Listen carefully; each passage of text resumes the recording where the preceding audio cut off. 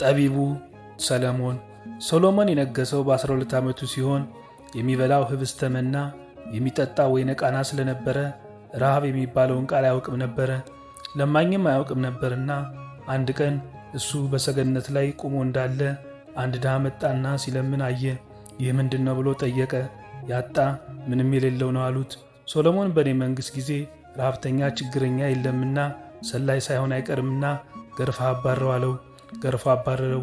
ወዲያውንም ድሃው እኔም በጅራፍ እንዳስገረፍከኝ ብሎ አዘነ፣ አለቀሰ። ሰለሞንም በሦስተኛው ቀን ገላውን ሊታጠብ ሲገባ የዕንቁ ቀለበቱን ውሃ ስለማይነካው ከወንበሩ ላይ አስቀምጦት ሄደ። ከጥበቡ ብዛት የተነሳ በቤተ መንግሥቱ 700 አጋንንት ይኖሩ ነበረ። በቤቱ ያሉት አጋንንቶች ሊያጠፉት ይመኙ ስለነበረ ቀለበቱን ከባሕር ጥለው ከወንበሩ ላይ ተቀመጡበትና ይፈርዱ ጀመረ። ወዲያውም ቀለበቱን አሳዋጠው። ሰሎሞን ታጥቦ ሲመጣ ጌታችን ሰሎሞን ከወንበሩ ላይ ተቀምጧል፣ አንተ ከየት መጣህ ብለው ገርፈው አባረሩት። የድሃውን እምባ ሐዘን ደረሰና ሰሎሞን 3 ወር ለመነ፣ ድሃውን ስላስገረፈው ድሃው አልቅሶ ነበርና። በኋላም ሶሎሞን ወደ አሳስጋሪዎች ሄዶ አብሉኝ አጠጡኝ ቢላቸው አንተ ማነህ አሉት። እኔ ሰሎሞን ነኝ አላቸው። ደንግጠው ካጥንቱ ቢሰጡት ሊግጥ ሲል ያን የዕንቁ ቀለበቱን አገኘው። ከጣቱ ቢያደርገው ከበው ጌታችን ሺህ ዓመት ንገሥ ብለው በቤተ መንግሥቱ አስገብተውታል። ለዛም ነው ሶሎሞን በምሳሌው ስለ ድሃ አብዝቶ የተናገረው። በድሃ የሚያላግጥ ፈጣሪውን ይሰድባል፣ ለድሃ የሰጠ ለእግዚአብሔር ማበደሩ ነው ብሎ የተናገረው። ሶሎሞንም 700 አጋንንቶችን ጉድጓድ ቆፍሮ ቀብሯቸዋል።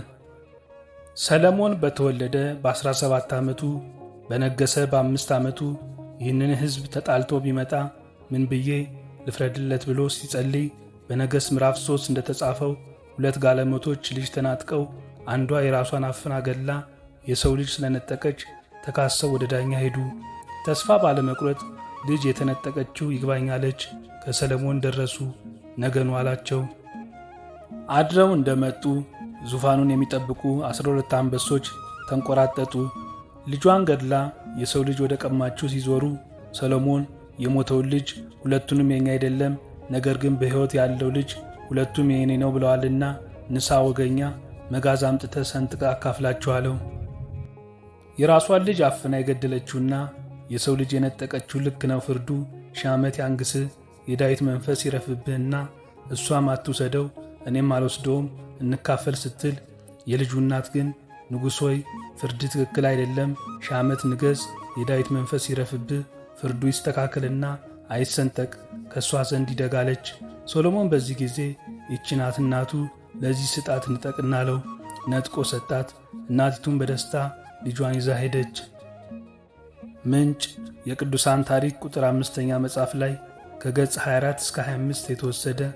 ከዋክብት የሚያመሰግኑት በስማቸው የሚጠራቸው የጸጋው ብዛት የማይታወቅ ጌታችን አምላካችንና መድኃኒታችን ኢየሱስ ክርስቶስ ሆይ ለሐዋርያት እንዲሁም ለቀደሙ አባቶቻችን ሚስጥሩን እንደገለጽክላቸው ለእኛም ግለጽልን። ወስብሐት ለእግዚአብሔር ወለወላዲቱ ድንግል ወለመስቀሉ ክቡር